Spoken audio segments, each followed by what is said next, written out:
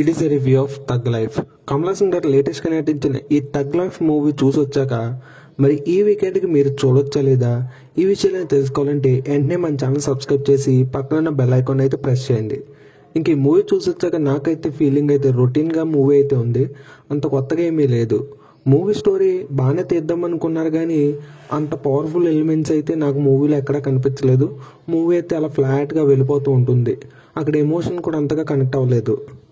ఇంక ఈ movie basic story line ఏంటంటే, ఎన్నో గొడవల తర్వాత ఒక మనిషి స్వార్థం పెరిగిపోతే అత్యాశ ఎక్కువైపోయి ఏం చేస్తాడు, తన లైఫ్ స్టోరీ ఏంటి అనే కాన్సెప్ట్ మీద ఈ మూవీ రన్ అవుతూ ఉంటుంది. ఇంకా ఈ మూవీ చూస్తున్నంతసేపు పెద్ద ఎలివేషన్లు ఏమీ లేక మూవీ అయితే డిసప్పాయింట్ అయితే చేస్తుంది. సాంగ్స్ అయితే యావరేజ్గా ఉన్నాయి, హీరో యాక్టింగ్ బాగుంది, ఓవరాల్గా కొన్ని సీన్స్లో అందరి యాక్టింగ్ కూడా బాగుంది.